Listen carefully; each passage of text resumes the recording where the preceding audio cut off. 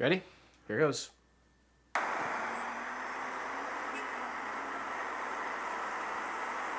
She used to be an actress.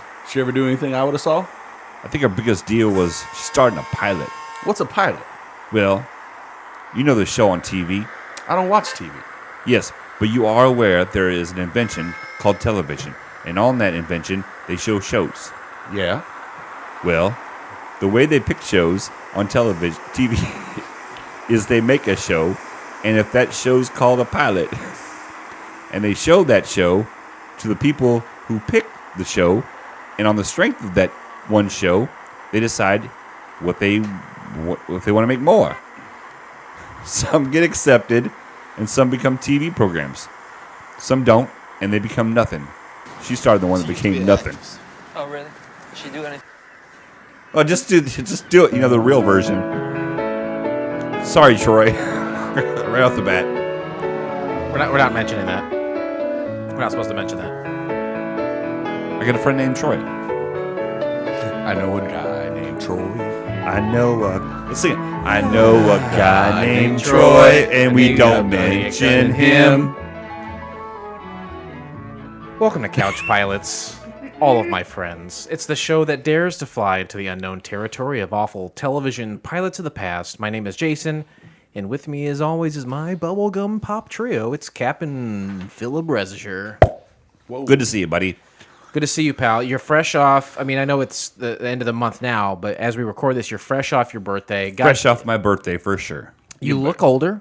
I'll tell you that. Happy birthday. Hey, thank you very much. And happy. We'll wait and we'll interview that guy later. Thank you for the birthday present as well. What did I get you? Did it fit? You gave me a 30-pack of Miller High Life. Hell yeah. And on the weekend, I can drink the 6-pack of Stardust that you gave me. It's Space Dust, and it's also called Content Fuel. Speaking of content, I wanted to ask you, can we, I know at the end of the next episode, next week, I'm going to ask that we delete our Instagram live on air. But speaking of Instagram, can you tell everyone on the show, what is your Instagram handle? Mine personal one? If people want to follow you personally on Instagram, what does that look like? People want to follow me personally on Instagram.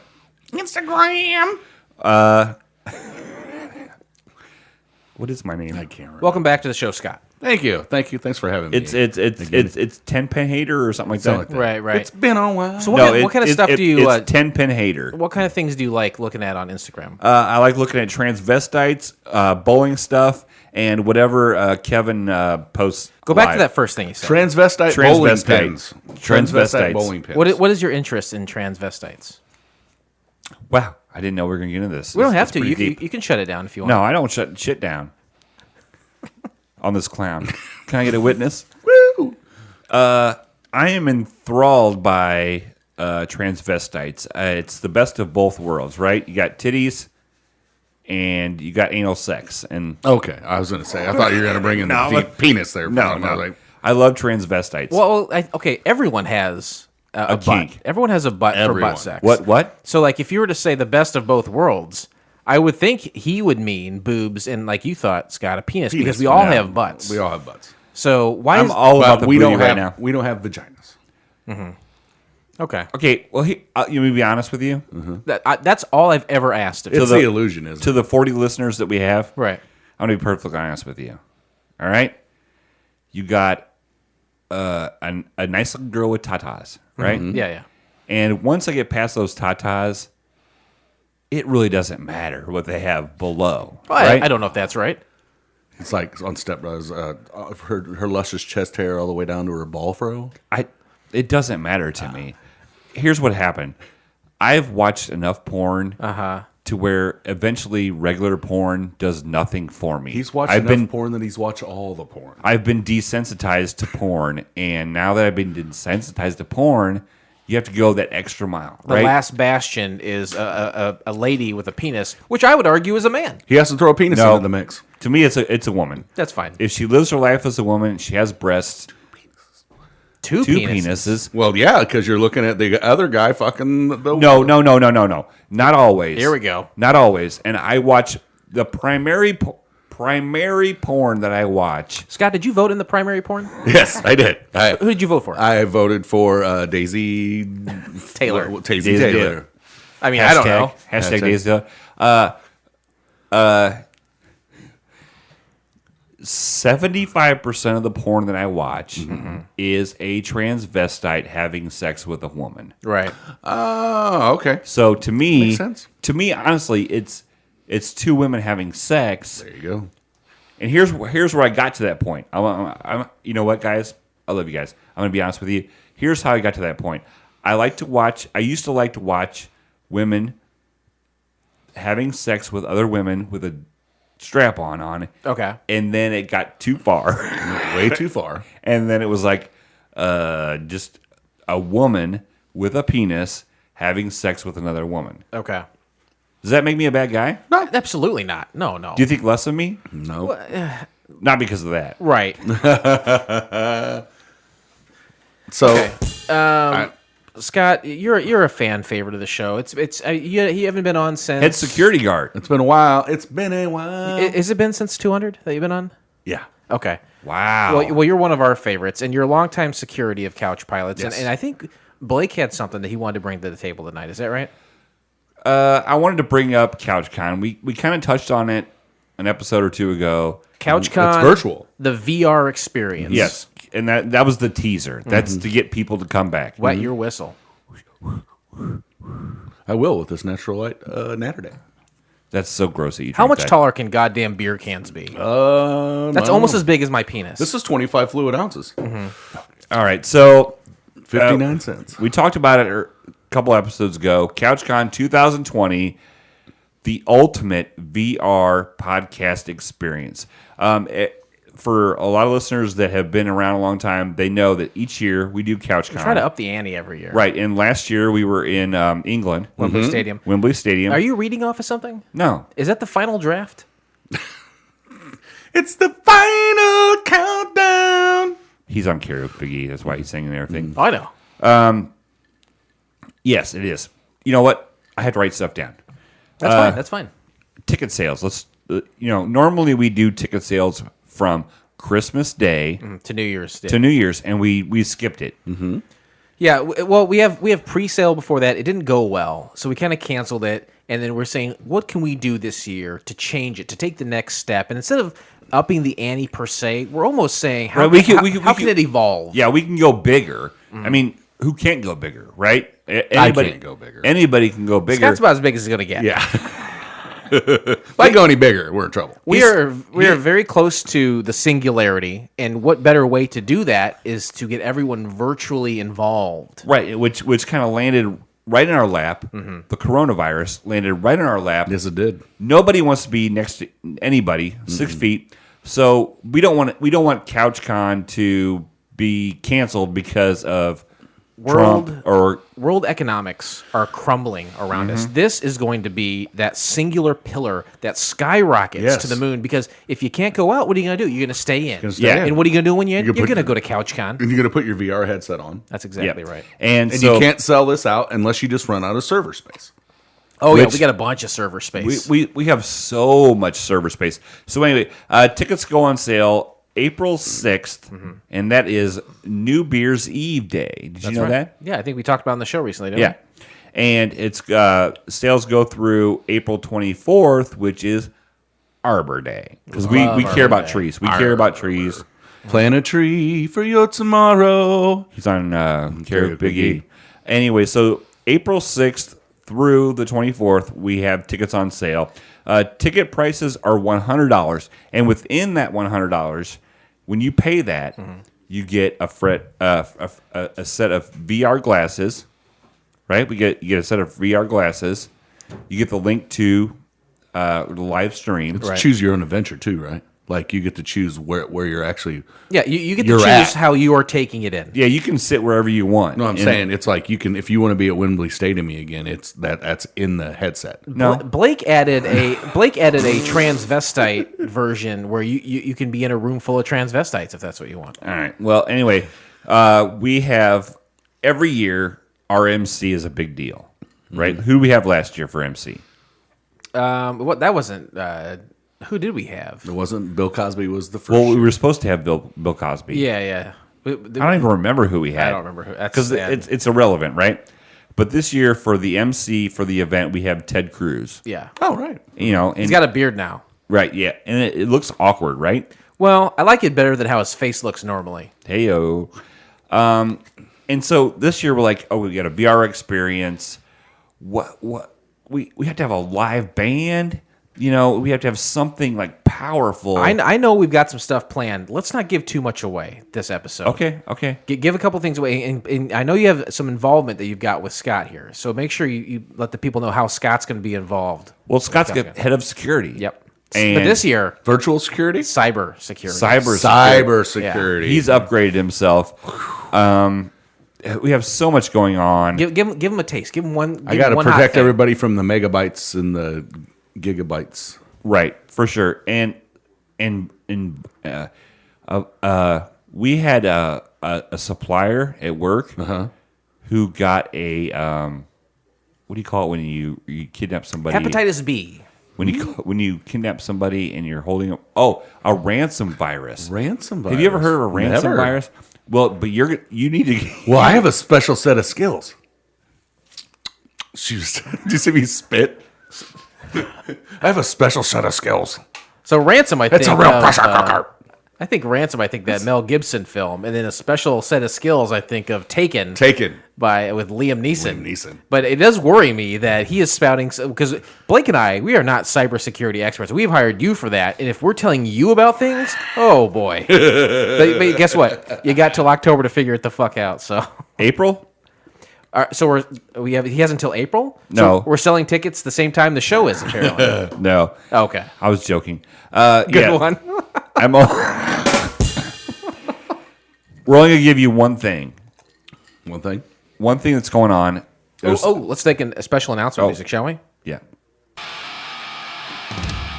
Blake, tell him what you got. On the special event from 7 a.m. till 9 a.m., you have a Q&A session with the Couch Pilots crew. All of your favorite Couch Pilots crew members will be available to answer all the fan questions. Submit your questions in advance to couchpilotspod@gmail.com. And as part of cybersecurity, they all get filtered through me. Yes. So basically, you have to, when the emails come in, like if they're inappropriate, you won't give them to us. Or if they're coming from like He'll swipe left. I'll have to the left of me and to the right of me. which ones are appropriate. Left is bad, like you swipe Left on the is dating bad. sites. Yeah, no. That's Those like are- going Those backwards. are inappropriate. You send The them ones back. on the right that I'll be in a pile on the right. Right, that's the one that moves forward. Right Yeah. moves forward. Right to Like you that. guys. I Like that. want to ask Scott a quick question. What does the future of Karaoke Biggie look like?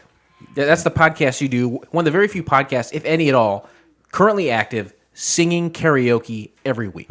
The future's so bright, I have to wear shades. You know what? If you don't do that song, I'm going to kick your ass. We have to do it now. You have to do it. It's as long as the fucking coronavirus don't stop me from coming to Blake's house.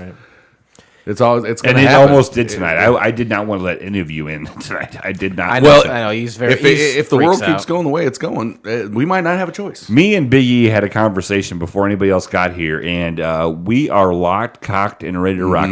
We both have agreed to take all of our savings out of the I bank. didn't agree all of mine, but most of it. Okay, we have agreed to take most of our savings out of the bank, Right. and put it under our mattress. And Scott said, "Hey, I've got a couple extra guns." I wish I did. I should have bought a couple extra guns.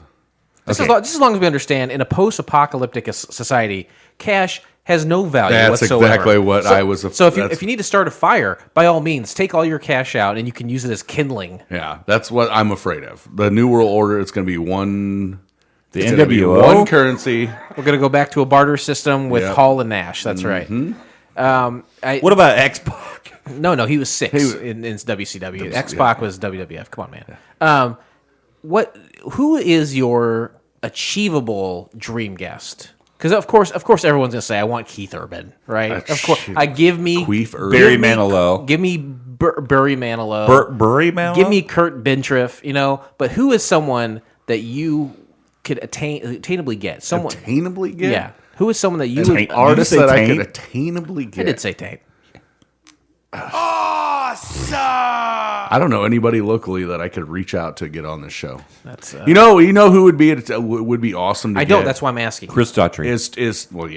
Church from We Only Do One Take. They podcast. kind of already did. They submitted a song to you. Yeah, but I would like to be able to figure out logistically how we could get. Again, you are our cyber security guy. If you don't know how to do this shit, Without the lag, I want to figure out how to get it without the lag, where both of them could be on the show and actually do karaoke. That's what Molly says. She wants to have sex with me without the lag. I high five that shit.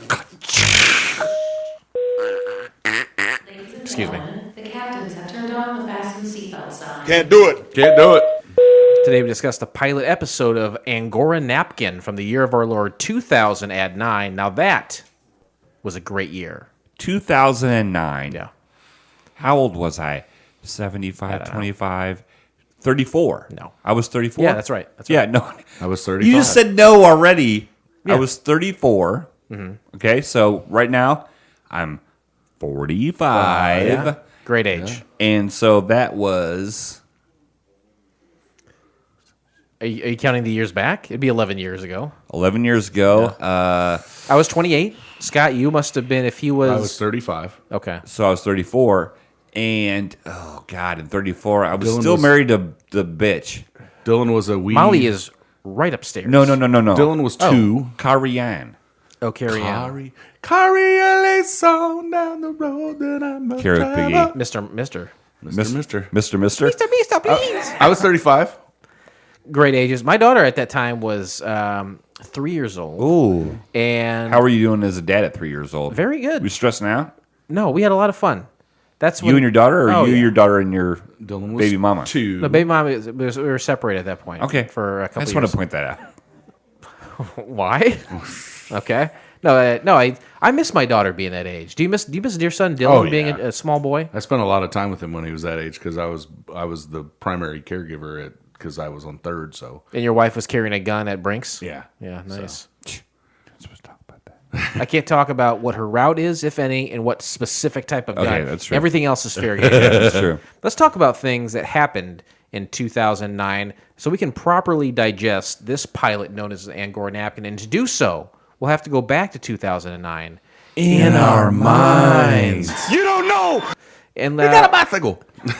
Oh, Jesus. some things that happened that year. Let's see. Oh, March 2nd, the CIA destroys 92 interrogation tapes in a letter submitted by federal prosecutors. The Central Intelligence Agency is accused of destroying 92 tapes recording harsh interrogation proceedings with suspected members of Al-Qaeda terrorist organization. Jose A. Rodriguez Jr., former head of the agency's clandestine service, ordered the tapes destroyed. Destroy them. That's what you say. That's what. That's why we're going through what we're going through now. You're a company man. You're a government company man, right? Mm-hmm. You say whatever the government says, whatever the company says, I'm your guy. I follow orders. Biggie is a guy who follows orders. Yes. Destroying tape, CIA, and harsh interrogation. Conspiracy. I'm deep in conspiracy right now. I always have been. I've tried to keep it a secret. I can't keep it a secret anymore. Chemtrails. Hashtag chemtrails. That is poison. I dated Kim Trails. How was she? She's fine. She, right out of actually my freshman year of college. Were you merely a freshman? I was merely a freshman, but yeah, Kim Trails, great chick. Jason? Nothing conspiracy. I would say You about don't her. believe in Jason, any what is the government hiding us from us right now? Why is the world going crazy? What are they hiding from us? The world's gone crazy. Okay, here's the thing. Here's what I think about conspiracy theories. They're fun. They are. They're fun to go down these rabbit holes. Kind of like and think. podcasting. Well, I would say maybe even a little bit more fun than that. Conspiracy theories are fun because you get to go down these rabbit holes of different crazy, power-driven, psychotic things that are keeping people in power. Here's the thing. If we could prove any of them, it wouldn't matter. Nothing's going to change. They're just fun. I know that I get to wake up every day and do what I want. When you wake up and you know it's going to be another. That I can do what I want. Okay. I had a good one, but we'll take. I can do what I want. God damn you, Scott. That would have been his first good one. I don't. Conspiracy theories, they're fun, but, do me. but who gives a shit? Do me. Are we going to roast each other? You can do me in the morning. You can do me in the night. You can do me on karaokebiggie.com. .com. March 10th, Billy Corgan testifies in front of Congress on behalf of the Music First Coalition in support of H.R. 848, the Performance Acts Right. It's a bill to provide fair compensation to artists for the use of their sound recordings. So this was like one step up from Lars from Metallica. Yeah, and you know, Yeah. it's funny you say it because Billy Corgan he's one guy that I remember way back in From the day. Smashing Pumpkins. Absolutely, the frontman of Smashing He Pumpkins. likes cats. I'll have to take your word on No, that. he does. From Chicago. I'm taking your word on it. Yeah, Google it. He likes cats. I won't Google it. But he's a guy in the late '90s who said, one day all music will just be free. And I don't know if he was happy about that or it upset him at all. It probably took a little bit of coin out of his pocket. But basically what he was saying is that one day it's just going to be merchandise that we're going to make money. It's going to be touring that we make money. Turns out to be exactly true, right? Because music essentially is free. Pretty much. We can all listen to Billy Corgan all day on SoundCloud, and he gets like 25 cents, you know? So, I don't know. Were you guys Napster boys? Did you go on Napster and rip that shit? Oh, yeah. I dealt with Napster a little bit. I was a fucking internet pirate. What was something from Napster that you remember ripping that was hard to find and that you loved? Is there a specific Hard to track or artist that you're like, oh my God, I got this. I can't believe it. No, nothing. Like if I'd hear something on the radio, I would. A big thing that was big, a band that was big back Napster days and I didn't care for them, and I went and found them. It was oh If Jesus. you say Limp Bizkit, I'm going to give you a suplex to this table. No, just almost as bad. The one with the guy who killed himself. Linkin Park. Yes, I hate that band. But that's the one I like went out and was like, and then I downloaded it. And was like, this fucking band is Hybrid garbage. Theory. So What about for you? me, Same question. Napster was David Allan Coe's X-rated Oh yeah. CD, which I my wanna brother. fuck the shit out of you. Okay. I want to fuck the shit out of you. Yeah. No, but that is no longer in circulation. My brother has the cassette signed, but Whoa. yeah, He's in bad shape, right? oh, like for sure. health-wise? But back then he wasn't. Yeah, I remember like trying to find UB40. I remember you trying to find a lot of UB40 back then. Good No, I was stuff. talking about you. Mm-hmm. UB40. Yeah. Pretty soon. IV50. In like a year and a half, 2 years, I'll be 40. I can't wait for And that. at that time, I will kill myself. You can't wait for my death? Is that what you're saying? I'm not going to make it to 40. Enjoy the time you have with me now. You'll make it to 40. I hope not. I won't. March 22nd, Mount Redoubt, a volcano in Alaska, began erupting after a prolonged period of unrest. What's a prolonged rest of a volcano? Prolonged, like unrest, I feel like that's people like rioting in the streets. But when it comes to a volcano, a riot. Let's start a riot. What happens with the volcano is something deep in the earth is massaging the shaft. yeah. Okay, now, no, seriously, keep going with that because now this is starting to make sense. Massages the shaft. It becomes unrested. Right. And then then it just eventually it explodes. blows its top. Yeah. Blow that top. That is a metaphor I can get behind. I understand, I think, all of geology now. Everybody's face. And with that, I am safely and securely back in 2009. Scott, or Big E, as it were, why do we choose to watch Angora Napkin? 3 reasons. A, it was free. A. 2, it was available on the internet. Right. And C, it was free. That's right. Where can You know what? Stop the presses. I know you have a big intro here, but can we talk about the fact that Biggie has been doing podcasting for nigh on 3 years? Yeah. Right? Oh, no, 5. 5? 5. I've started IBWIP days, so. Okay. Oh, yeah. So he's been in front of a microphone for 5 years. No, I've been in the side of it for 5 years. Thank you. The other Go- side of it for 5 continue. years. Ever in the front of it, never for 5 years. Where can you find the entire episode of Angora Napkin for your dumb self? Well, you can do so by subscribing to Couch Pilots and SoundCloud, Spotify, Apple Podcasts, or your favorite podcast app of choice, and then simply click on one of our classically blue links in our show notes, or go to YouTube. Scott? And you figure out what to do, too. Oh, I fucked that up, too. God damn it. That's close enough. My attendance. It's the best you're going to do. I'm like Gillette, the best a man can get. I don't disagree with that at all. If a man wants another man, you're the best man that man can get. To me, honestly, Daisy Taylor is the best man you're going to get. Was Daisy Taylor born? She was born a fella. Sure. Okay, and she just had breast implants. Is that how that works? Probably booty ones, too. I don't know. No, her booty's fine. Yeah. Summary of the pilot. Based on Troy Little's graphic novel of the same name, it's packed with zombies, girls, rock and roll, sea monkeys, Lauren Green jokes, and meat. Meat. I'm going to give that a B+. Mm-hmm. Yeah, it's pretty... You care to grade the summary? I'm going to give that a B. Okay. Ooh. Okay. You wrote that, didn't you? I did not. Interesting facts. Ladies and gentlemen, welcome to Interesting Facts. This is the part of the show where Jason has scoured the internet and found Fox about this pilot. Jeez, he will shove it in anywhere he can get. Jesus, You talking about volcanoes again? Volcano Girl. Jason scoured the internet. He found facts about this pilot that you may not know. He scoured it. Don't taint anybody else's experience. Do not communicate with anyone else. Just like the coronavirus. Do not taint anyone else's experience by talking about it. He said taint. I did. Jason, He loves that word. you got some interesting facts? Surely I do. Don't call me Shirley. Created by Troy Little, who began a career in animation after graduating college and in 2000. Angora Napkin, his second book, was published in 2009 with IDW and was nominated for the prestigious Eisner Award, Best Publications for Teens, in 2010.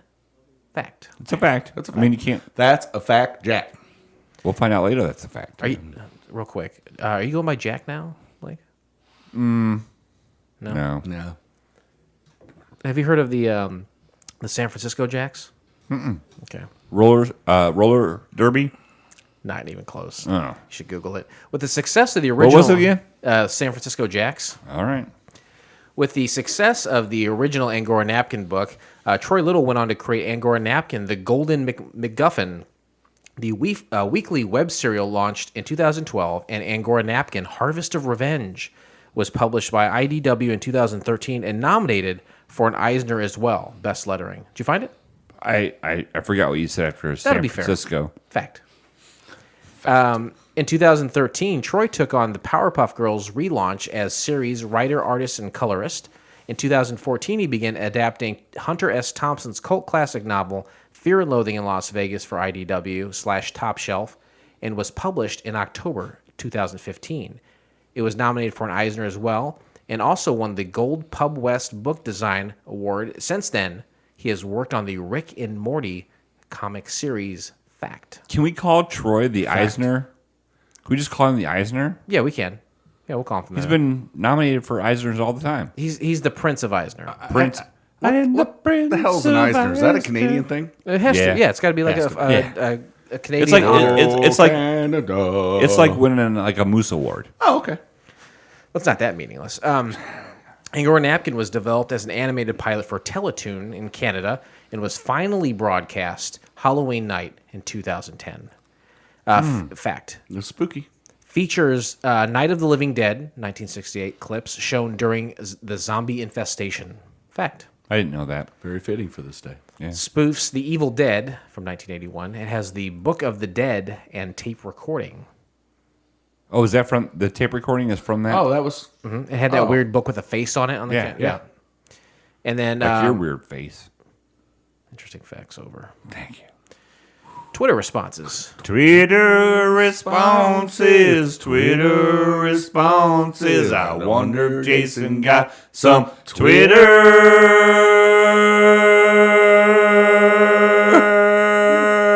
responses. I didn't. Forget the Twitter responses. Actually, you know what we should do? Let's go ahead and just call the creator of Angora Napkin right now. It's a fella goes by the name of Troy Little.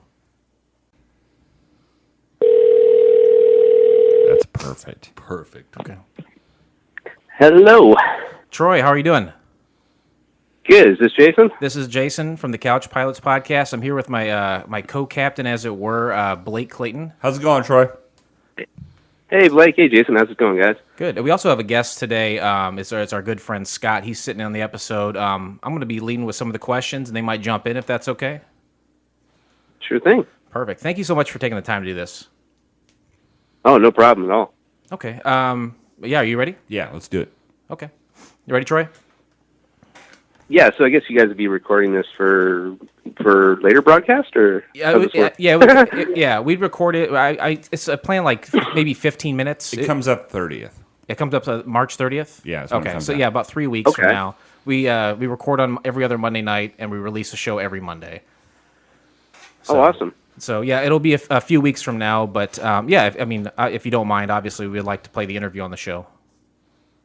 Oh, absolutely. Yeah, no, happy to chat about it. Thanks, you guys, for doing that. That's a pretty cool idea, honestly. What you guys are doing, reviewing pilots. That's awesome. Oh, sometimes it's not so awesome. Yeah, I guess it depends on the show you got to watch, right? Right. We've seen some really awesome things that it makes no sense to me why they were never on, and then we see something like this or something like Conan O'Brien did in the early '90s, and it's just like why didn't this make it? And then we see some real trash. Anyway. Right. The Tribe. Oh yeah, the Tribe. That was a good one. Okay. All right. Yeah. Are ready? Okay. All right. On the phone with us, we have Troy Little, and Troy, you're all the way from Canada. Is that right? Yeah, way up in the East Atlantic coast there. I was wondering because you said you'd be 2 hours ahead of us, and I was like, well, I kept thinking the States. That's such a United States frame of mind to think, oh, he's in the States somewhere. But no, he's in. I read up a little bit about you, and I saw that you were from Canada. You're honestly the one of the few interviews we've had live on the show, and you're also the creator of today's pilot, Angora Napkin. Yeah, well, co-creator technically. Me and Nick Cross both created the Angora Napkin project way back in the day. So yeah. See, that was one of my questions because I saw that I cards on the table. I went through your Wikipedia, of course, and I kind of picked and choose what I thought would be something interesting to talk about as it relates. So to how sexy was his Wikipedia? How sexy was the Wikipedia? Pretty sexy. It was pretty so sexy. out of date. It's so out of date. Well, it didn't mention some God. of your new stuff, but when you mentioned Nick Cross, I saw him as the co-creator, but I didn't know if that was just had to do with the pilot itself, or if he had helped from the very beginning, because originally Angora Napkin was a comic or a graphic novel, right? It's kind of got a long circular way of coming around, but originally in 1997, me and Nick were working in an animation studio together just after college, and we had developed the idea as an animated series. And we flogged it around just locally in Ottawa for a period of time. There was some interest in it through Teletoon, but nothing really developed at the time. So having done all this work and storyboards and scripts, Nick kind of decided he was going to move on to other things. And I was like, well, I like doing comic books. I'm going to take some of our ideas and maybe just spin these characters off into graphic novels and comics. And he's like, yeah, go ahead. And that came out, the original one came out 2007, 2009, is that right? Somewhere in there? Yeah, I think so. Yeah, it actually got Eisner nominated, which was pretty crazy for me. And I started working on the second one on account of the fact that it was getting some traction. While I was working on the second one, that's when the whole pilot thing came along through Teletoon.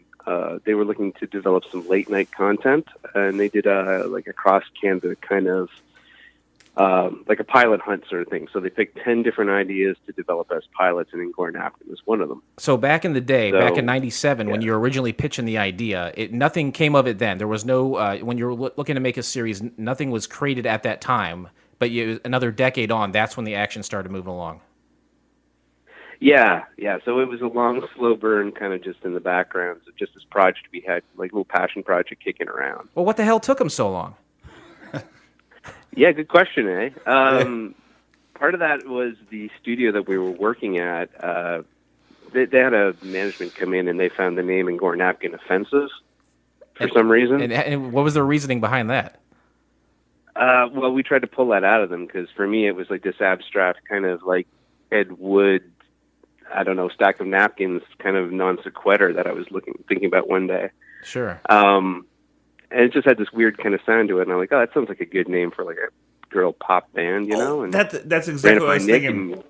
That was exactly what I was thinking. Is Angora Napkins is the perfect name for a female punk / pop band. It was very very Scott Pilgrim, Yeah. Pilgrimy of of the band part. Yeah, before Scott Pilgrim.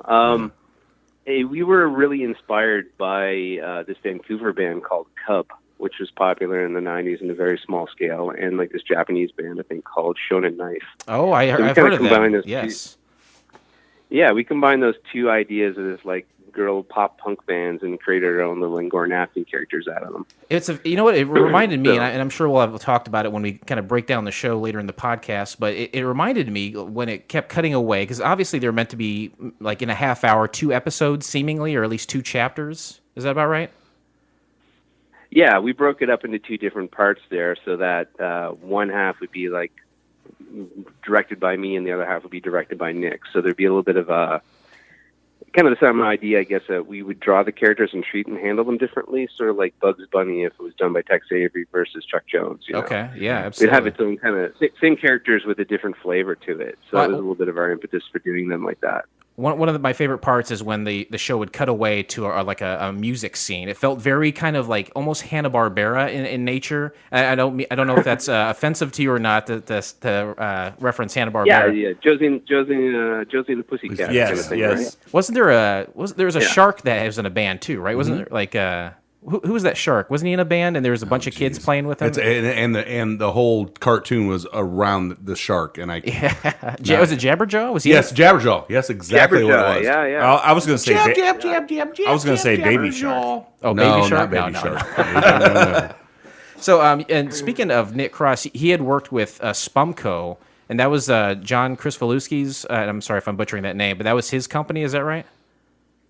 Yeah, we both worked at Spumco there for a little while. We You did were too. Ripping Friends together. Yeah, Ripping Friends, the Ren and Snoopy adult cartoon party. That's I And got a Nick- lot of Ren and Nick went Stimpy off, from it. Yeah, about a that. little bit. Nick went off to work at the Cartoon Network after all this a few years later. He's been the art director there at the Cartoon Network for a number of years now. Very cool. Yeah, I saw you guys had like 13 episodes of The Ripping Friends. Honestly, a show I never saw, but I kick myself for not watching it because I'm a huge Ren and Stimpy fan. We even actually reviewed a while back on this very program one of John's like not attempts, but like almost like an homage to the Ranger Rick Yogi Bear cartoon shorts that he did. Oh yeah, those are great. Those Yeah, are the really Ranger- funny. Yeah, I remember Yeah. that. Oh, yeah, yeah. those are really good. Boo Boo Gone Wild is I Yeah, think the yeah, I one think that so. we did. Yeah. Yeah, that was great. Yeah, that one's excellent. Yeah, we had a lot Yeah. of fun watching those. So you worked with Spumco, and so like almost specifically with Ripping Friends, or did you have any other projects there that you worked on? Just worked on the Ripping Friends, and then went into the Ren and Stimpy adult cartoon party, which was like 6 or 8 episodes on Spike TV. I Sure. think it got canceled before it was even they were all aired. Yeah, that was some So pretty I mean, they wild were stuff. a bit of a disaster. Yeah, yeah. It's Ren and Stimpy got real out there towards the end. Well, especially the adult party that he's Yeah. talking about. I have that on DVD at The home. pitcher and catcher thing, it cracked me up. Yeah, and that's honestly Yeah. that's one of the first questions I had written down here for you, Troy. Is that like most kids, I grew up watching cartoons, and I still do sometimes, but I feel like some of the shows that like shaped my sensibilities were shows like Ren and Stimpy and the Warner Brothers cartoons, and you seem to have a sensibility about you that is kind of like for a mature audience. I don't see that you worked on a ton of shows that are aimed towards small children. You like to work. Is that your passion, working with like a mature kind of cartoon and getting all the freedom that comes with Well, that? in a lot of ways, you haven't seen my resume because I spent years working on things like Franklin the Turtle and Rupert the Bear and all these things, right? I did see those Rupert. are- It only looked like you did one Pay the- episode. pay the I'm sure that's bill. wrong, but I did see Rupert on there. There was one season of Rupert, Okay. Pippi Longstocking. I did 4 seasons of Franklin the Turtle, just drawing backgrounds, Okay. Like North American animation up here in Canada isn't really something that's, super adult oriented. So getting to a chance to work on Spumco projects was a complete departure, and it was like kind of a real breath of fresh air after all that real Yeah, that's kind what- of kids yeah. cartoon. As a creator and an Yeah. artist, do you feel that you had like more freedom by having that avenue of more adult stuff? Yeah, there's a lot more you can kind of do within Sure. there, right? A lot more wheel room. Like the great thing to say about the Angora Napkin pilot is they pretty much gave us like free reign with that. they didn't really impose any restrictions on us, except at one point they were looking at it, the broadcaster, and because they were shooting for an adult audience, they said, "Could you make it, more adult?" Oh wow! Really? When Because are we gonna get, yeah, because one of the when are we things, going to get that kind of offer? No kidding. right? Because one of the things that I noticed and I noted on this was it was just adult enough. It wasn't like overboard. We've watched a lot of like cartoon pilots where it was like over the top adult. This was this was just enough to like, you know what I mean? It's like just a little above where you A little need racy. to be. A little bit Yeah. racy, but not Yeah. like it wasn't overbearing. And it was Yeah. just subtle enough to where there was like in the opening scene where the zombies holding the one girl's breasts. Oh, yeah, no. Yeah. Yeah, the subtlety of Just holding this- breasts. Yeah, it was just like the second time through is Yeah. when I caught it. I was like, okay. Or the flipping off when the girl flips him off or whatever. Right, but it wasn't like It overbearing. went over the top. It was just kind of there. You're Right. just like, oh, Yeah. okay, Yeah. that happened. It's a hard PG-13. With the Angora Napkin project, that's definitely kind of been a fine line we're trying to walk with it, of just like pushing the edge just a little bit, but not enough to kind of like tip it over into being Right. crass, Right. or And- being vulgar. And that was exactly what happened. Yes. You guys did that perfectly, for sure. Oh, thanks. Yeah, that's definitely what we're going for. When it comes to Angora Napkin specifically, was that originally, you had a series in mind, so since you went on to make a second novel and then an online serial, is that something that you've always had kind of like an arc for? You've always thought these are the different incarnations we want to see them in, or were you wanting just to kind of do a one-off before the pilot came to fruition? Well, I mean, we started out, I guess, working in animation, but for me, I was getting a little bit, I want to say, like, disillusioned with kind of like being a cog in the animation machine, where I wanted to get off and do my own stories, and that kind of meant you can't do that so easily as an animator. It takes a bit of a crew and a lot more work. And I thought, well, I can do that in comic books a lot easier, more efficiently. So I started going into like focusing my direction interest in comics, where Nick really took the animation and doing his own short films and things like that. Do you guys still So for collaborate? me, it was natural to want to. Oh, I'm sorry. Go ahead. Sorry? I'm sorry. Go ahead. It was natural for you?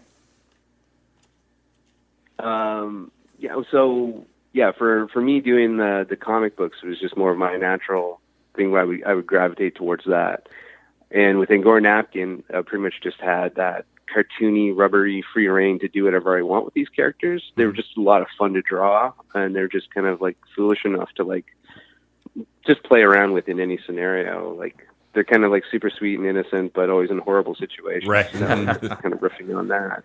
There was an element of just fun in that show, too. That's exactly what I was going to say. It's just fun. The characters seem loose, and it is like you just said, Troy, like the bouncy and loose, and it was a fun element. I also grew up watching and really enjoyed Batman the animated series, and I mean that was a kind of a serious show even for kids to consume, and this is, I think, just on the other end of the spectrum. It's just fun. It's about it's a silly, Sure. fun time. Even the songs, the songs are like, there's no point to the songs really. they're fun and the beat's yeah. good. It's not like there's not like a lot of deepness to the songs, but there's still a good time and you still want to hear 'em. Oh, they're great. Yeah. Is that a specific? Well, Go ahead. Sorry. there's a great story that goes with the music there, actually. Remember I was telling you that the band Angora Napkin was based on, like, or inspired by this band Cub from Vancouver. And me and Nick just like this band.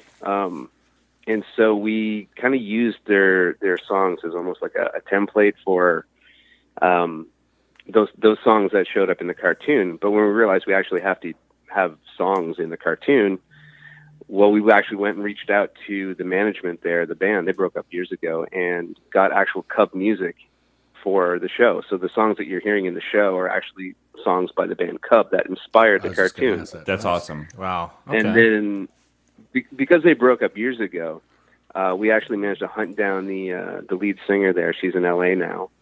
Her name's Lisa Marr, and she actually wrote the Angora Napkin theme song for us. Oh, awesome. That's So that actually was pretty kind of cool thing. we found that. I found that in IMDb as well. My Chinchilla by Cub. Is that right? Yeah. And Yeah, then Mine Chinchilla and Go Fish. Yep, those are the two. And yeah, here it says it gives credit to Lisa Marr, by Cub. And those are like from it looks like 92-ish, right around there. Yep. Very cool.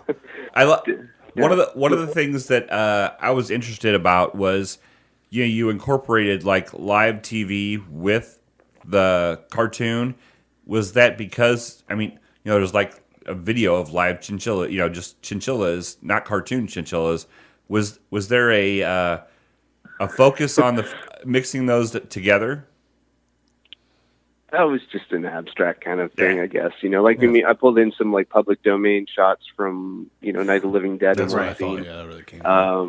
Some photographs of chinchillas just to make it a weird kind of contrast. You're like, it's kind of like the Monty Python non sequitur humor. Mm-hmm. I don't know, just kind of abstractly fits in a weird way. You're like, I gotta find some public domain of chinchillas. Oh, there's an endless amount. Well, talking about the pilot again specifically, are you pretty happy with how it turned out? Is there anything that you would have changed looking back on it? We did that thing on an absolute shoestring budget with about 8 people spread out across Canada. So there was like me in Prince Edward Island here. I think Nick was in Ottawa at the time, and we had a few of our friends that we knew were like pretty solid animators that could kind of do this in their spare time. And like at the time, I think we all just basically had like Flash 8 or something, maybe. So it was pretty tricky where we would do all the storyboarding ourselves and as much of everything we could possibly do and hand off as little as possible to other people. So Nick and I would go and do all the key poses in Flash, and the idea that like, I guess kind of modeling it after like what anime would do, would just draw, like make a good looking drawing as best you can and animate where you need to and when you need to, and kind of that Hanna-Barbera idea of like, you can only do so much in a shot here because you got no money. Right. So you sell your shots, your good shots, you really try to animate those, and things you try to compromise, sliding or whatever you can do. So, I mean, it's a little bit of a product of being as affordable as we could make it. But it didn't look at least like every other Flash cartoon that was coming out in the late 90s and 2000s, right? It didn't have that kind of stock symbol animation. Right. So at least it had original drawings to go with it that would hopefully keep it interesting, and just enough going on that would be kind of fun to watch and bouncy enough. If it's choppy or whatever, it kind of works. As far as I'm concerned, like I'm pretty happy with how it turned out. I honestly don't know.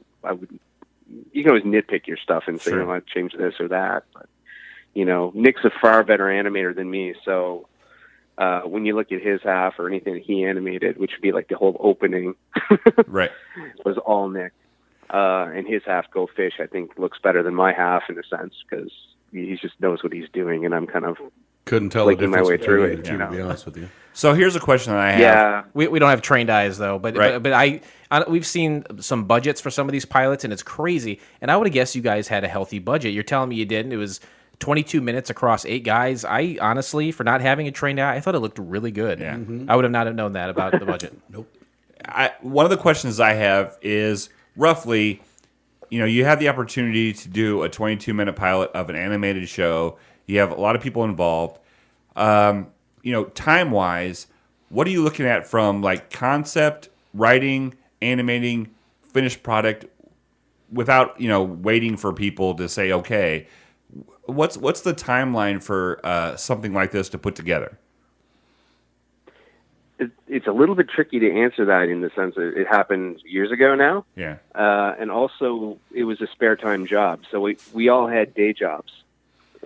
Anything that happens after hours on our weekends to actually make the whole cartoon. I think it might have been 6 to 8 months. Yeah. To put it all together. So that's my best guess, anyways. No, that's cool. Well, it looked like you have, since working on Angora Napkin, at least the pilot anyway, I know you've returned to the series since, but you've also worked on some other high-profile comics, like the Return of the Powerpuff Girls, Fear and Loathing in Las Vegas, and are you currently working on the Rick and Morty Dungeons and Dragons comic? Is that right? Yeah, I finished actually 2 volumes of that. Volume 1, Volume 2 is coming out, I think, this or next month. And I've also been working with Kevin Eastman from the Ninja Turtles on his side project of the radically rearranged Run and Rag dolls. Okay, awesome. Very cool. Those are all pre-existing properties. The last one I did read about, but I wasn't familiar with it. But the other ones, I mean, we've all heard of all those things. What of all the pre-existing properties that you've worked with has been your favorite, if you can say? Fear and Loathing has got a huge soft spot for me. Like, I love the book, and getting a chance to actually adapt that was just pretty amazing. So And you worked on, was it I'm pretty happy with that. was it the Brown Buffalo? Was that another project that's related to Fear and Loathing? I think some people in LA did a documentary on Hunter Thompson's buddy there, his lawyer Oscar, and they asked me for some illustrations to go with the documentary. So I think I did that for 8 illustrations. Okay, yeah, the that rise was and the extent of fall. my involvement with that. Yeah, the rise and fall the of Brown Brown Buffalo. Yeah, and so, but your contribution to that were some drawings that you created for them. Yeah. Okay. Yeah. Very cool. You have a Yeah, question? pretty minimal. Right. I have a question. So, like, how long have you been been an artist? Like, how long have you been drawing, and how long have you been doing that kind of stuff? Well, I mean, always been drawing and stuff like that. So, like, it was pretty much in high school when I had to decide what the heck I'm supposed to do with my life, kind of thing. And my dad was military, so when I told him I was going to go to art school, he was just Super happy. You know, there's no pension in. Yeah. He was like, there's no pension in that, right? Right. Okay, then. You know. And basically, very supportive. Honestly, they're great. My dad's a very talented person as far as woodworking goes and building things. He always knew I liked to draw, so I went to art school, and that's where I met Nick. I always thought I'd go back and take an animation course because we both took illustration. So when we got into animation, we came at it, I guess, a little bit from the sideways, where we weren't trained in animation, and we had to kind of learn on the job. We started just working in backgrounds. And we just self-taught ourselves how to animate, how to do animation, short films, and timing, and using Premiere and stuff to try and animate with, and just figuring it out as we go. But like I said, Nick really took to it, whereas I kind of wanted to get back into doing a bit more like just straight ahead comics and stuff. So, Okay. Yeah, just sort of a self-taught thing.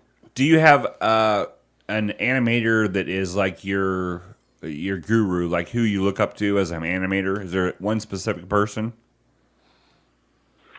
Not specifically, other than like I'm a huge fan of Nick, honestly. Like, his stuff is amazing. If you haven't seen his shorts, just definitely check them out.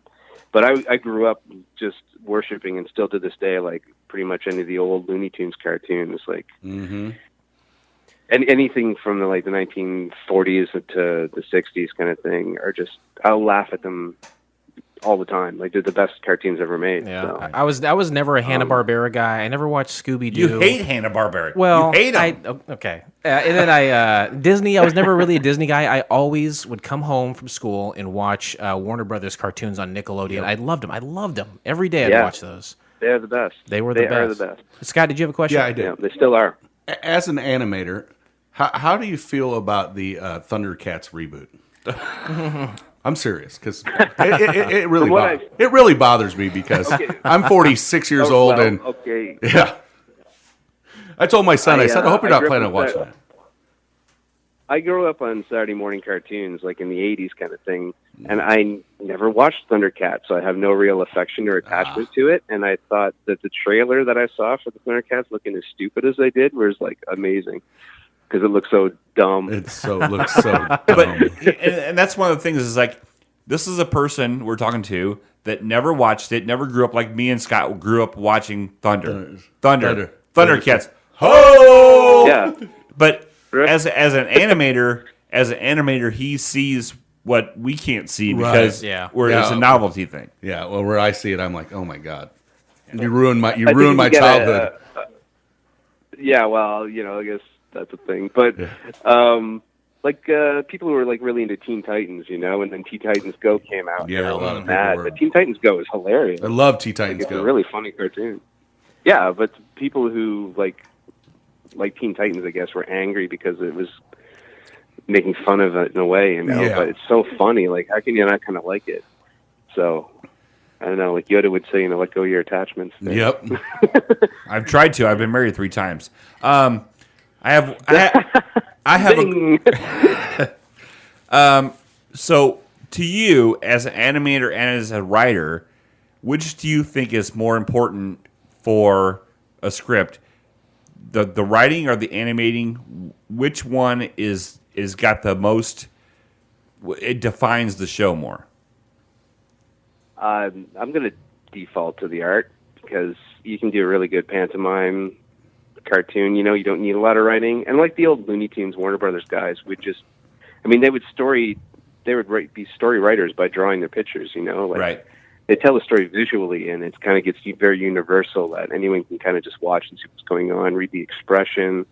You know, funny action and stuff is way more entertaining than just clever writing. And like, I can't sit still and watch things like King of the Hill. Like, I want it to burn on the screen. I don't want it to exist because it's so ugly, and it's just talking heads of boring people. Like, it doesn't interest me at all whatsoever. So It's funny you mentioned that. I don't know. I'm a big proponent of Pluto TV. It's a free app. I'm sure it's up in Canada as well. But they have old classic cartoons on there. One of which is Felix the cat, and some of the old ones are just completely without any kind of sound whatsoever, just like music playing over it. Yeah. And yeah, you're right. The story is told more so through the actions than any kind of than writing, really. So I totally get what you're saying there. Well, I think you're working in animation. You've got a medium that can express things you can't just do in films. I mean, you could film the King of the Hill like just with people. You're not using basically what animation can give you, like that real expressive characters and exaggerated action, and you know, it just hits comedy so much better because it does stuff you can't do in real life. Yeah. Now, I do have two more questions for you real quick. One is, what other projects, if any, are you able to talk about that are coming down the line here? Well, I'm actually switching gears into getting into a bit more of doing my own stuff again, and that actually is Angora Napkin, ironically enough that you brought this thing to my attention. I'm finishing up my third and last Angora Napkin book, which we're going to be running as a Kickstarter in May. So hopefully that's all wrapped up and goes well. Very cool. And we'll see what goes after that. But it's been a long run for Angora Napkin. It's going to be 3 books and a cartoon pilot that's up on YouTube. So I feel like I've done as much as I can with that. Insofar as that it hasn't really hit a wide audience, like more than the kind of cult status that it's got.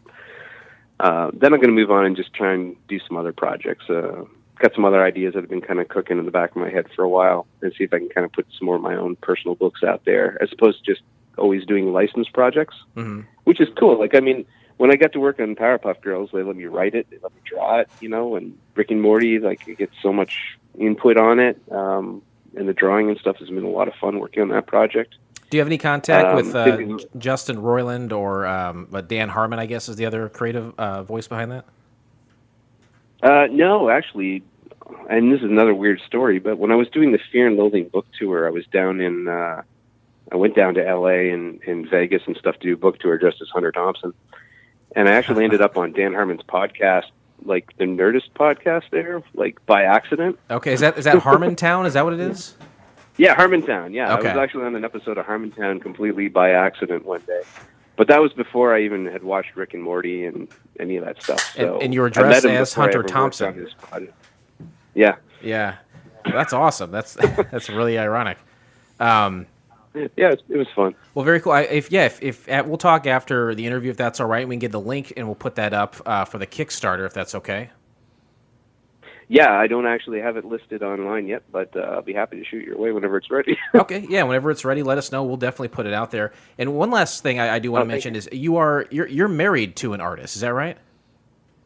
That's correct. Yeah, Brenda Hickey. She's My Little Pony comic artist here for a number of years, and working on a Gretzko right now. I saw that, and I have to. Is she the queen of the My Little Pony for all the bronies out there? I was going to say Blake's a brony. I love My Little Pony. I think that.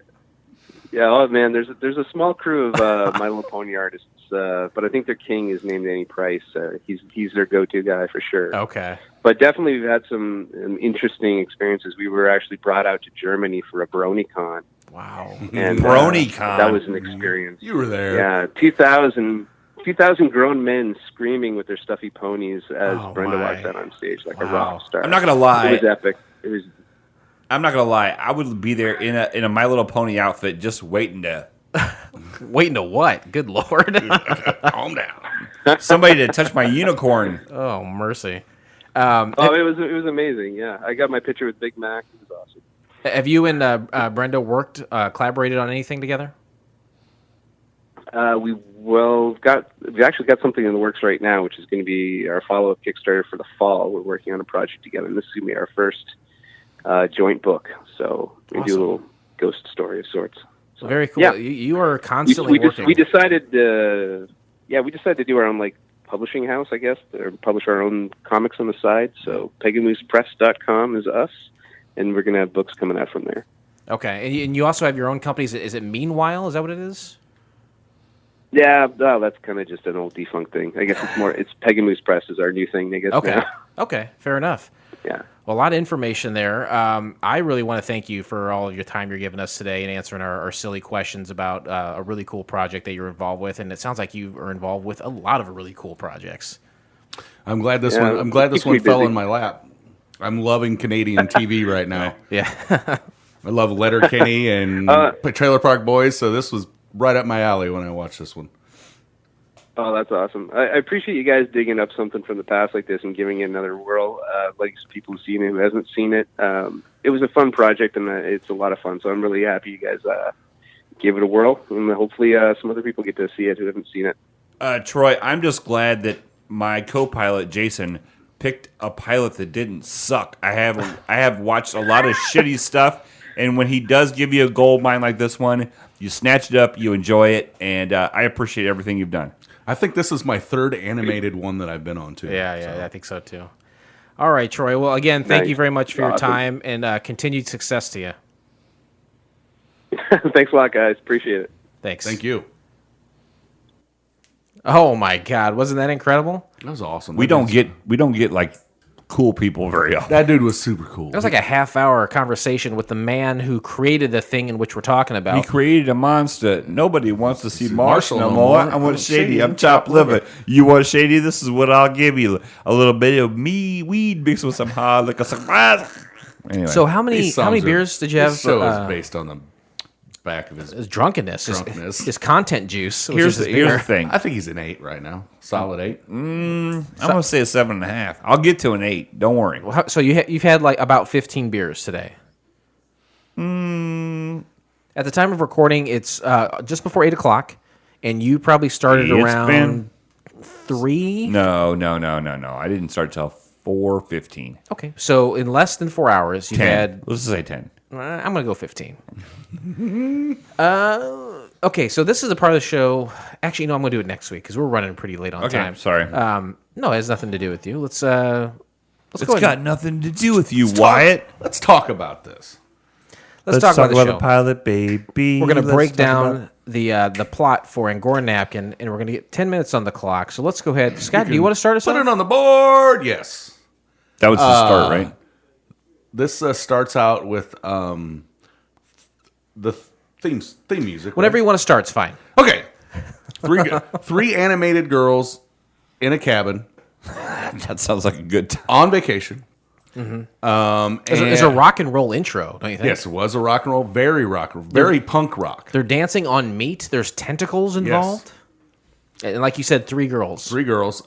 2 girls are holding a door closed, and 1 girl is on the couch, and one of the girls holding the door closed has her breast fondled by a zombie.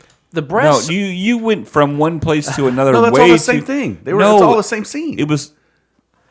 But before you get in the cabin, there's like a man. It's black and white, and the animation is unlike the rest of the show. And he's basically kind of he's acting like he's reading from a teleprompter. He's talking directly to us. Sure. And then it goes to the girls. The girls are Angora Napkin. These 3 girls Are a band. yeah, they're like a teen pop punk band, pretty Right. much, right?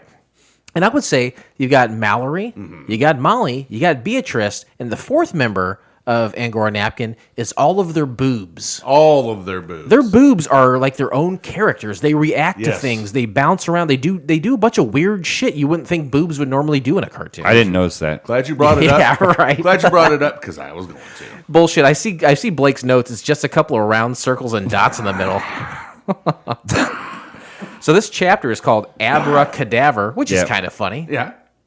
And something I did not ask Troy on the phone is if the actual novel was broken up into chapters that paralleled this. You probably should have done that. Well. But anyway, the girls are fighting off zombies, and there's a zombie cat in this too. Well, yes, that's Yeah. That if you're not paying attention, you can see eventually down the road Mallory turns into said zombie, but it's because of that cat. Molly says, "I'm going to nail the door shut," and then one of them Starts out Japanese, like she's like, yeah, like "What are samurai you- stuff. What are you gonna do?" She goes, "I'm gonna nail the door shut."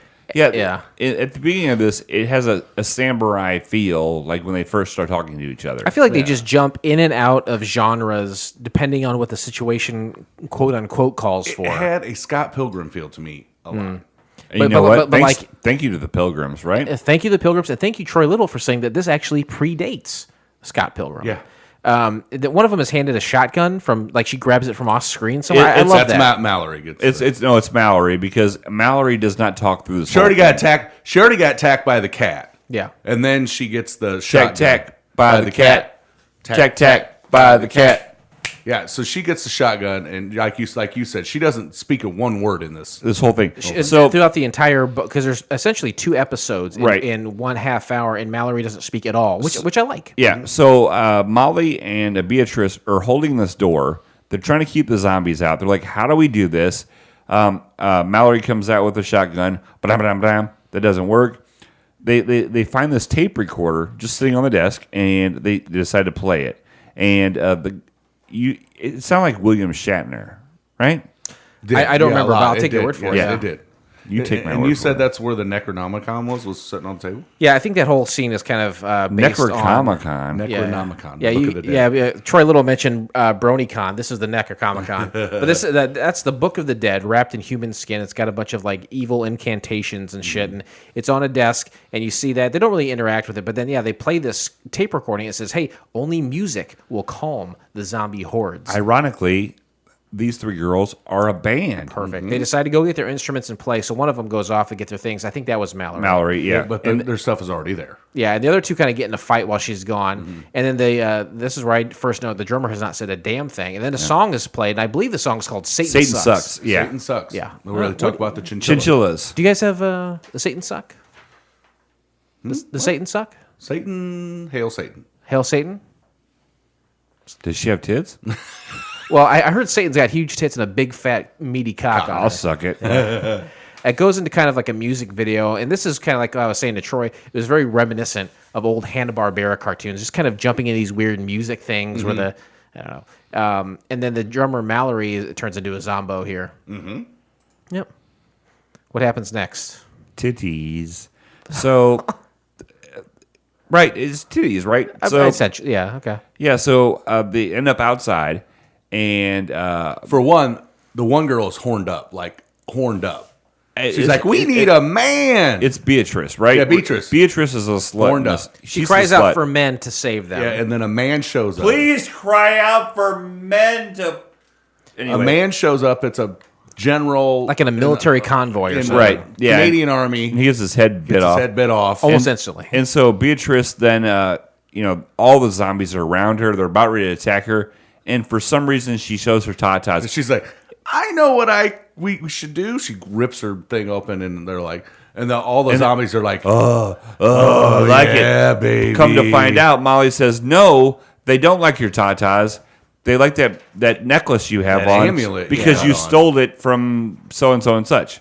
So she hands it over, and then the zombies retreat. They I don't know, they turn into fire, and Mallory's among them or something. I don't know. And then the other 2 is like, we'll just, I guess we'll go to Oktoberfest. Oktoberfest. Yeah, Chapter over. that was it. Chapter over. Next up, immediately following, is Chapter 10 called Go fish, and it's chapter 10. And Beatrice is starving on the beach. Starts to hallucinate. Yeah. Seen a bunch Who of weird doesn't, stuff. right? According to Troy, this is the one that the Nick guy animated. Yes. Was his part. Yeah, they each had their own section of the show. Troy had the first part, and then Nick Cross. Nick Crisscross. Make Yeah. you jump. Yeah. And then she's like, I'll go fishing to get some food. She catches Dolphin Boy. Yeah. And Beatrice, or B as she's called, then regales him with how she got there. She basically, Yeah, the plane crashed because they were on their way to Oktoberfest. Well, maybe I thought that was the link that put the two episodes together. I'd like to think that these are all independent stories, Right, but because Mallory Missing dies in the depends, last one, yeah. but she's alive here. So I like to think that these stories are just weird little self-contained Right. adventures. I But could be wrong. I do want to say in the end of the first part, the plane is flying all over the place. Obviously, me and you as pilots, Jason, Right. we would not. That's not fly like protocol. that. We fly smooth. Straight, Say it with straight me. as an arrow. Smooth, straight as. I'm as well. You're maybe a little more loosey. Well, I'm you- straight as an arrow. You get it up, and then you do everything in the middle. and then you get it back down. Yep, that's how that goes. So there's a plane crash, and the girls, all three of them, are there, and they're very hungry. And Dolphin Boy says, I'm going to take you to my town. It's at the bottom of the ocean. The sea monkey. The joke kingdom. there is how are they all hungry when they've devoured every person on the plane? He goes, you ate all the dead? She goes, and some of the living. Yeah. And I don't know how they made it all the way to the bottom of the ocean without breathing or being crushed by the weight of the sea. But they did. They did. And they're in Sea Monkey Kingdom, which seems to be kind of in disarray. There's a lot of like porno shit happening and like crime and poverty. And the girls don't care about it all. They just kind No, of they're walk like, along, this is la, a la, great. la, la. This is a great place. Yeah. It's kind of like this podcast when It's a great place. yeah, it's a great place. Mallory gets drunk. Yeah. They hide her in an alley. And then she's taken away. Taken away. Don't hear from her for a while. And so Dolphin Boy is like hooking up with Beatrice for the Wants most to, part. absolutely. And so he's like, hey, let's go back to my house, and I got food there. Got all They go. kinds of food. He has this luxurious bedroom. Beatrice is on it, bouncing up and down. He's like, oh yeah, and he whips out a roll of condoms. He's like, I'm gonna fuck this girl. It's like an old school, like someone gets out their wallet and all the pictures of their family comes out, except it's a bunch of condoms. Right. And he's real pervy, too. He gets real, like... He's super pervy. He was pervy from the start, if I'm not mistaken. He was pervy from the Yes, he start. was. It looks like a gray man with a dolphin's head. He's got a nice little pot belly on him. Got a little pot belly. Little I wouldn't dad know bod. anything about a potbelly. Well, then some girls or some small creatures show up, and they put the girls, the two girls there in jail for eating all the seafood, as it was like the complete like line of... The whole The royal line. royal family. Yeah. The whole royal family. But they remain positive, even though they are sentenced to death. Right? And 40 some odd years after death. I thought it was, or some extra years after their death. Yeah, they have to come back like 7 years after the death. They'd still be punished. Mallory is then brought into the jail for joining a Patty Hearst-esque Symbionese Liberation Army situation. For sure. And I like You how guys they- both got that reference. Oh, yeah. You know what, guys? I got to say, high five that shit. With Mallory coming in on both of these segments, Mallory and Molly and Beatrice all have to be in the screen to have the video, the music video. It's the kind of song. like yes. it's kind of like engaging Voltron or the Power Rangers, saying all of us are here. We're going to combine to do this powerful thing. Did they do a music? Yeah, no, Oh, yeah, yeah, they did. did. Okay, And that's how they decided they're going to get out of jail is if they do a Yes. music video. But it doesn't work, and they accidentally kill and then consume the king and queen. And they says, well, when they're dead, that means that Dolphin Boy becomes the king. De facto. And then he's like this horrible tyrant who smites all of his enemies. He takes the girl as his sexual concubines, and then just is a tyrant, Yep. right? Ties them up. And that's the end. oh, Wow. I don't think that's ever happened. Ooh, that's pretty good, guys. Where we ended exactly in 10 there was minutes. more to the end. As we are now crossing a zone. I saw it coming. I tried to hurry along. I know you did. Forgive me, won't you, please? I saw it come in and try to get out of the way. He did one in his face. 1997. Troy Little says, you know what I want to do? I want to make Angora Napkin. Right. It's a series of non sequitur words put together, taken from the band Cub and Shonen Knife, and we could do something fun with that. It's not till over 10 years. 12. Yeah, over 10 years, equaling 12. 12 years. I mean, I don't know. Would you rather have 12 years waiting for a pilot or 12 years a slave? Option zeros. Why didn't this show work? After waiting all that time, putting this together, and he seemingly was happy with how it turned out. Oh, Why didn't for it sure. work? They asked him to make it more adult. But where are you going to put it in on American TV? It's not. It's too adult for Adult Swim.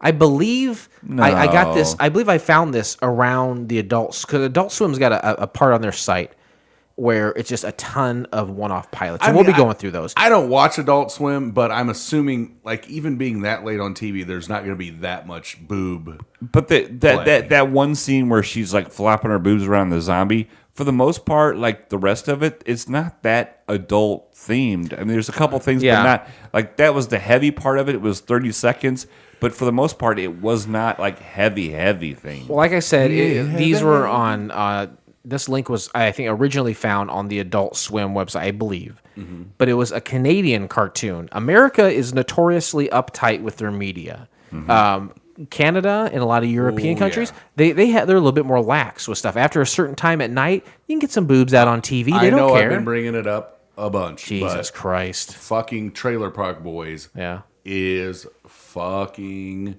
way over the top. This, as far as boobs and cursing, or what? Cursing and just the content. So that brings us back around. What about microphone placement?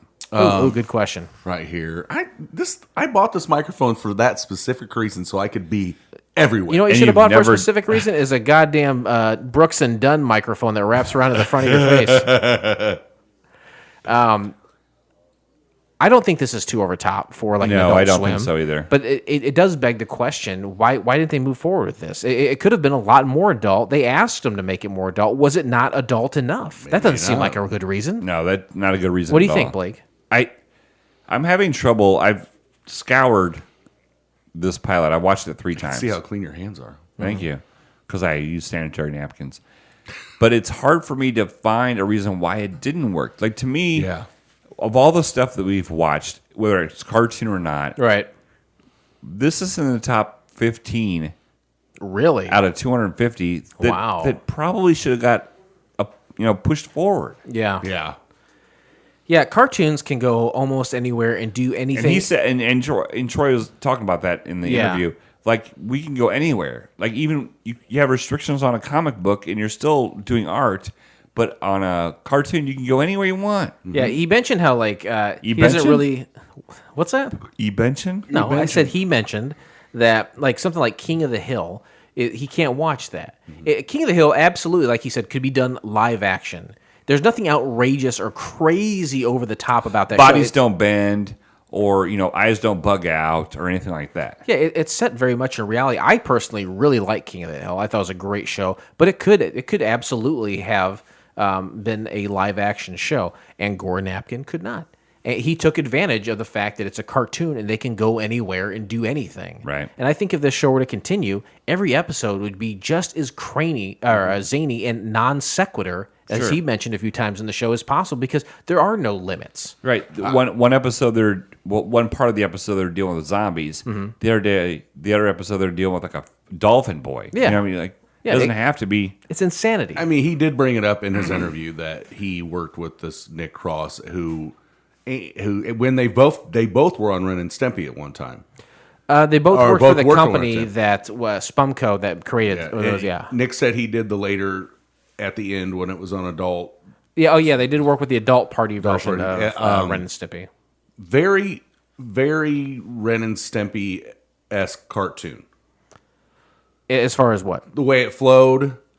Some of the artwork. Some of the things like breaking in with like real live action TV kind of things. Ren and Stimpy was like that, I don't think we're coming up with anything good. Do you? No. We're talking a lot about it. We're talking about the things we like about it. We're not really coming up with any reasons. No, there's no reason. It should have worked. It should be on TV somewhere. Ladies and gentlemen, as we start our descent, please make sure your seat backs and tray tables are in their full upright position. We're not the only ones who have seen this. Honestly, not a lot of people have, according to internets, but some have. IMDb. Scott, I'm going to look to you first because Blake is a damn dirty cheater. I didn't look, so I'm going to say 6.5. 6.5. It's a 7.2. And from how many ratings is it? 1,312. 15. 15 total? 15 total ratings. So close. Okay. I was close, though, Scott. Yeah, you're real. You're in the ballpark. And there's not only that, there's also some viewer reviews here. So let's see what people from around the world had to say about Angora Napkin. Maya A says, I finally got around to watching this, and I was blown away. It reminds me a lot of retro cartoons from the 90s. I especially love the style of the second half. Extremely entertaining. Now, again, me personally, not having a trained eye, I don't feel like there was a ton of difference between the two halves. Maybe just because the characters look the same. Maybe if you are an animator, you could say, "Oh, this is clearly done by two people." I didn't get that. No. It's not meant as a slight towards Nick Cross or Troy Little. I enjoyed both halves. Yeah, from the first and the second half, art wise, I didn't really notice anything different. Spencer says this could be on Nickelodeon and commence a half decent rival against Adult Swim, better than Nick at Night. What would you guys think about that? Cartoon Network during the day, kid-friendly shows. Yeah. Nickelodeon during the day, kid-friendly shows. There was a time, and I don't know if it's still the case because I don't have cable anymore, but Nickelodeon, about 8, 9 o'clock in the evening, all of a sudden it's black and white sitcoms from the 50s and 60s. You can't put a girl flapping her floppy boobies at zombies on Nickelodeon. Why not? No. Why not? No, you can't. Cartoon Network is kid stuff during the day, and at a certain hour it gets weird. Why couldn't Nickelodeon say, you know what? I've had enough of the goddamn Leave It to Beaver. Let's kick that to the curb and let's do some weird shit in the evening. That old black and white stuff is money makers. People go to see that. It's nostalgia. Yeah. Okay, but you don't think Bless that'd be... you. And also with you. But you don't think that'd be a good turn for Nickelodeon, though, to say, let's have some rivalry with I don't Adult think they have Swim. enough. I don't think they have enough to do that. Adult Swim had 4 shows when it first started. Touche. You know where Tushy. You know where It's this pronounced would. Tushy. You know where this would work. Where would Woodwork? This old house. YouTube. You think YouTube? You think this would be a good YouTube Red show? Not in 2000. Not Red. I thought YouTube Red was like the original content, like professional. Yeah, it could be, but I mean, say there's a lot of animated shorts on YouTube. Mm-hmm. There's a lot of microphones, too. But Jeez, it's all or nothing with this guy. creators don't make any money off their content anymore. You know that, right? Well, not if they're on YouTube. Something like YouTube is an avenue to get more work somewhere else. You know, that's to build your portfolio and being paid nothing for it. This is a man who's worked very hard. You don't like that? What do you? No, I'm fine. Fine. Let's see. Here's a few more real quick. Sibsy says, I didn't love it, but I didn't hate it. The whole time watching, I was this close to turning it off numerous times, but for some reason I didn't, and I wish I knew why. Wow, thanks, Sibsy. Wow. That's well Be as worded. vague as possible. You ever had a vanilla shake before? Here's the last one I'll read. This is from John Pinozzi. I want to see think. Yeah, me too. I'm going to skip that part. I might buy the comic this is based on. After Scott Pilgrim, the world needs more great Canadian comics. We'll move on from there. Ladies and gentlemen, welcome to FCF Airport. Local time is 11:11. I love temperature Canada. is 69 degrees. Oh, For your safety and Canada. comfort, You guys ever been to Canada? Please remain seated with your seatbelt fastened until the captains turn off No, the me fasten neither. seatbelts. No, but if you're going to write a review about anything Right. at Travelocity, Yeah. at TripAdvisor, IMDb, Yelp. communicate yourself, right? Just do us all a favor, please, and communicate yourself. Okay. You know what I mean? Like, makes sense. Get Makes sense off of what your the fuck lazy you're saying. ass and communicate yourself, please. Communicate yourself. Speak clearly, like in Thank front, you. Right into the mic. in front of the microphone. Just talk right in front of the mic. Just communicate yourself. That's right here in front of this microphone. Right now. Communicate. No tomorrow. No tomorrow. Can I do a Van Halen song next Yes. time you guys come over and Yes, in my house? It'll and, be Monday as long All as right. as long as the world doesn't tell me I have to be home by 8:00. There's some things more important than that, Scott. I know you're a company man, a government man, but you have to get out there. Karaoke Big E comes before your God, comes before your family. Like I said earlier, like I said in our text, Like you said earlier, facing the other way. in our text chain, shows must go on, boys. Yeah, shows must go on, boys. Now we rate Angora Napkin. We've got a lot of information, more than we usually have. 1 out of 7 is the scale taken from the show from the 1990s, affectionately and accurately known as Wings. We take a look at all the characters. We assign them a number. Number 1, now that's the worst score you're going to get. That's a Roy Biggins. Number 7, that's the best score you're going to get. That's the character known as Brian Hackett. Scott, thank you for being on the show today. I turn Thanks to for you. having me. You're always welcome. I mean, we're not always going to have you on mic, but you're always welcome. I'm never on mic. How do you rate Angora Napkin? This is going to get a animated booby bump. Okay, I like it. Bumps are always in play here at Couch Bump's Pilots. always in play. I'm going to give this a 6. Okay. Well, that's good. With the booby bump. With the damn- booby it's bump. pretty So it would damn have been a good. 5. The animated booby bump. Animated booby bump. Because Yeah. the boobies could have been a show of their own in that first episode. Why did the boobies spin off, you know? Because they're floppy. Why did they not have a booby spinoff? Yeah, that's another conversation we should have with Troy. Angora boobies. Angora boobies. Captain Philip Restisher, I turn to you. How do you rate Angora Napkin? All right. Get out a sheet of paper if possible. All right. To me, I love the artwork. Yeah, it's good. It was great artwork. It reminded me, and we talked about this on the way down the stairs. It reminded me of Powerpuff Girls, obviously. And it reminded me of Ren and Stimpy, obviously. But it also reminded me a little bit of Ed, Ed, and Eddie. Yes. And I used to watch that show a lot with my child. Okay. It's always a question of age appropriateness for you. Sure. I really like this whole thing. I have like a tons of stuff that I could talk about that I liked. I like the music. It was like punk but poppy with girl bands. Me some If Vertical Assault, like kind of Very you guys Vertical like, Assault. even more so, if you guys like that kind of music, I know they mentioned Cub. I'm not familiar with them. I would definitely Google them, but check out Shonen Knife. Okay. It's a couple of Japanese broads that are in this rock and roll style here. I like that. Shonen Knife. Japanese broads. I really enjoyed this. I don't give 7s out very often. It's a rarity. I'm going to give this a 6. I really like this, for sure.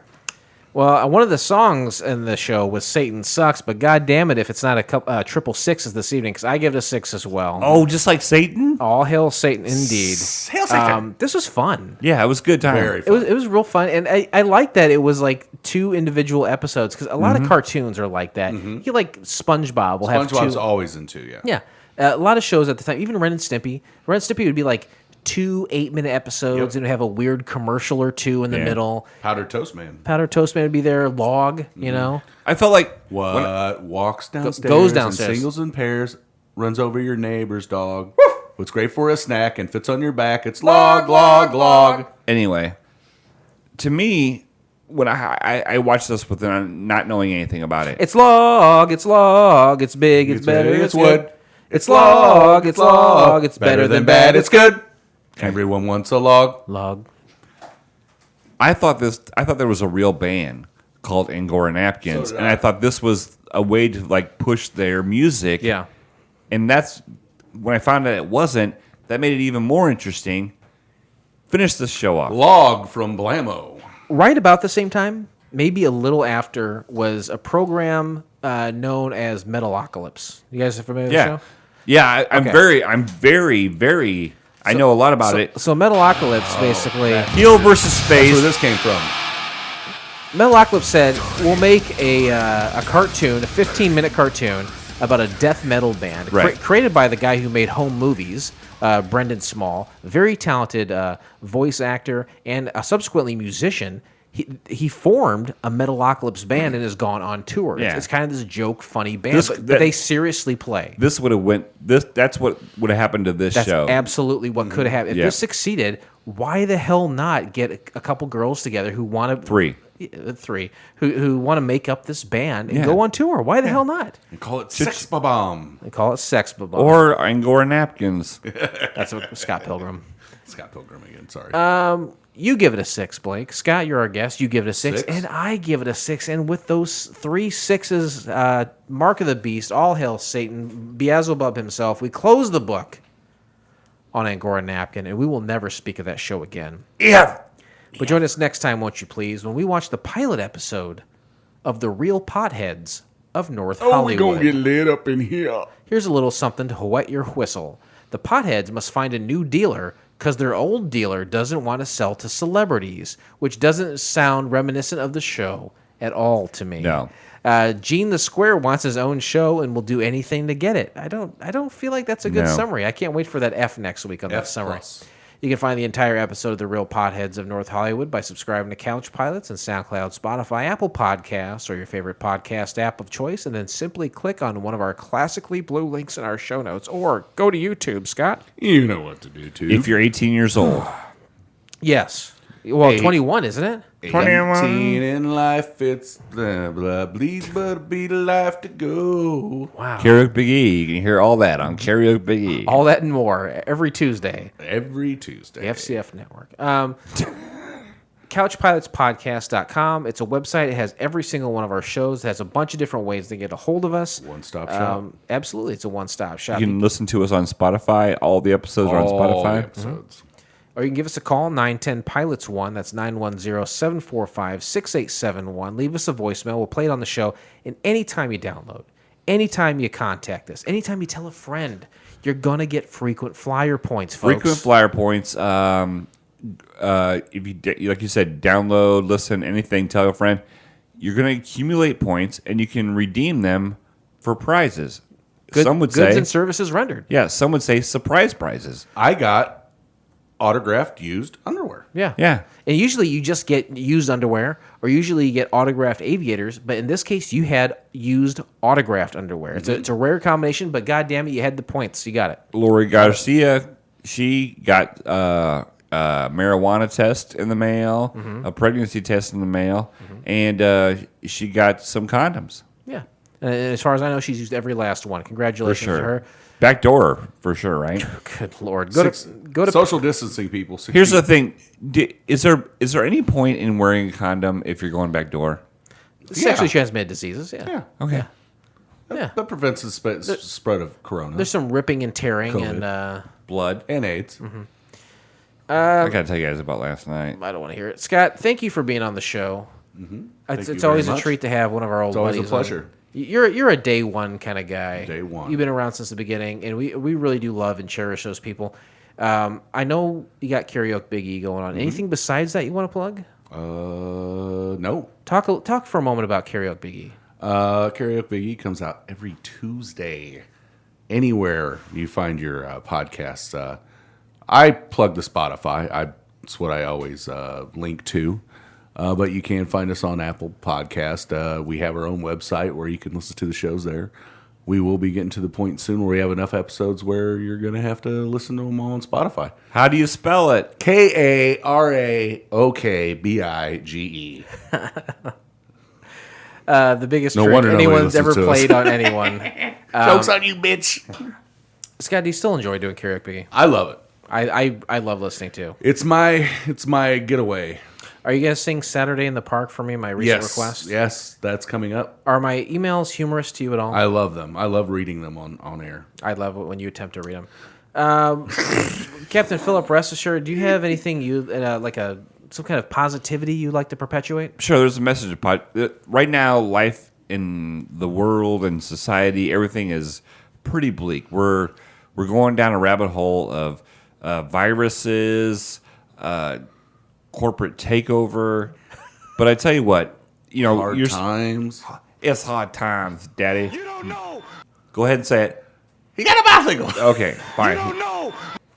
Here's one thing I want to say to you. It doesn't matter if you have the coronavirus or not. Right. Look at your friend. Go over, fuck the 6 feet. Go over, hug him. Tell him you love him, because 6 feet or not, you might not have a chance to tell him you love him again. Would you rather be 6 feet away from your friend? Or 6 feet under, baby. Actually, high-five that shit. And with that, this pilot may have been rough, but it is always a smooth flight here on Couch Pilots. Thanks so much, everyone, and we'll see you next time. Bye-bye. On behalf of Couch Pilots and the entire crew, we'd like to thank you for joining us on this trip, and we are looking forward to seeing you on board again in the near future. Have a nice day.